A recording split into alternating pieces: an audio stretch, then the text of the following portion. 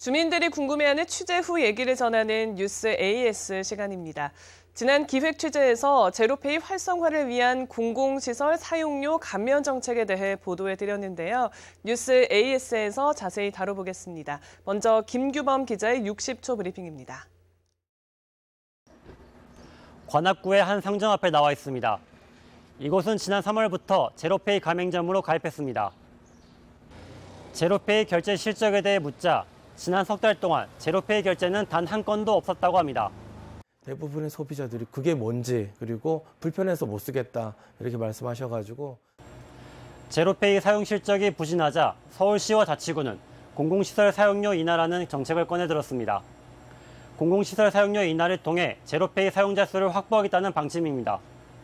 하지만 이번 정책에 효과가 있을지 의문이라는 목소리가 나오고 있고 정작 공공시설에선 제로페이 결제 준비도 되지 않았습니다. 그 제로페이로 결제가 돼요? 아니요, 현금밖에 안 돼요. 관련 사항 들으신 적 없어요? 제로페이로 결제돼요? 안 돼요, 그건 솔직히. 이건 안 돼요. 준비도 미흡하고 성과도 보장할 수 없는 제로페이 활성화 정책. 더 자세한 이야기는 스튜디오에서 전해드리겠습니다.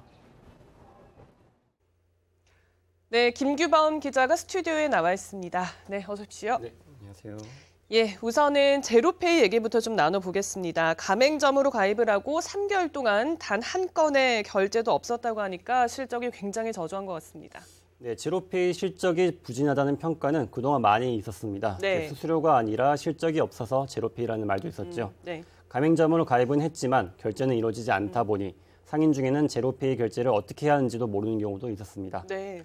제로페이 결제액이 전체 개인카드 결제액의 0.001%밖에 안 된다는 통계도 있었죠. 네. 제로페이가 부진하다는 걸 현장에서 직접 확인할 수 있었습니다. 네, 그동안 가맹점을 늘리기 위해서 전담 인력도 뽑고 또 유치를 할 때마다 성과금을 주기도 했다고 들었었는데요. 자, 이번에 시작한 공공시설 사용료 인하 역시 고객 유인 정책이라고 보면 되겠죠? 네, 이번에 내놓은 공공시설 사용료 인하는 고객들을 끌어들이기 위한 정책입니다.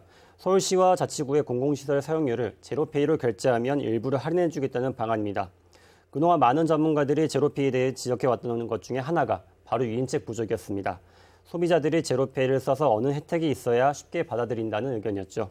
이번 정책은 그런 문제점들을 보완하기 위한 것으로 보입니다. 네, 제로페이 활성화 정책이라고 하면 또 소상공인의 입장을 들어봐야 될 것 같은데요. 어떤 의견들이 나왔습니까? 네, 먼저 화면부터 보시죠. 네.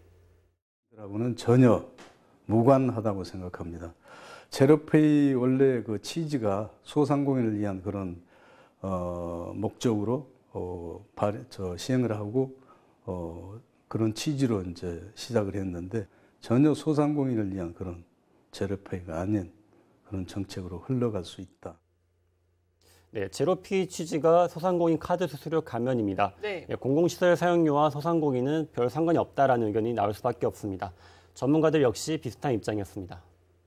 소상공인 입장에서는 제로페이가 활성화되면 약간 카드 수수료도 낮출 수 있는 그런 장점이 있기 때문에 이런 공공시설물에 대한 제로페이 할인 혜택은 좀 긍정적으로 할 수 있는데 이제 다만 소상공인들에게 직접 제로페이를 사용할 수 있는 직접적인 유인책은 좀 아닌 것 같아요. 그래서 이 부분에 대해서 네, 정리해보자면 제로페이 이용자 늘리기에는 의미가 있을 수 있지만 이들이 과연 동네 가게에 가서 결제를 할지는 의문이라는 의견이었습니다. 네. 이번 정책은 올해 연말까지 한시적으로 시행되는데요. 연말 이후 제로페이 실적이 눈에 띄게 늘지 않을 때는 제로페이가 더 큰 위기에 봉착할 것이라는 의견이었습니다. 네, 말씀대로 이제 정책 효과가 굉장히 불확실한 상황인 것 같습니다. 영상을 앞서 보니까 현장에서는 제대로 된 준비조차 부족해 보이더라고요. 네, 이제 관악구청이 이번에 사용료를 인하한 곳은 구청 체력단련실과 구민회관 등 총 9곳입니다. 네. 이곳 담당자들은 제로페이로 결제가 가능하다는 사실도 몰랐습니다. 무엇보다 QR코드도 제대로 없었고요. 제로페이로 결제가 가능하다는 안내판도 볼 수 없었습니다. 네. 주민들이 제로페이로 결제를 하려고 해도 실제로 결제를 하기는 어려운 상황이었습니다. 네, 사실 제로페이가 무엇인지 인식조차 없는 그런 상황인데 안내문조차 없다면 당연히 결제를 하기 쉽지 않겠죠. 자, 그렇다면 관악구청에서는 또 어떤 입장인지 궁금합니다.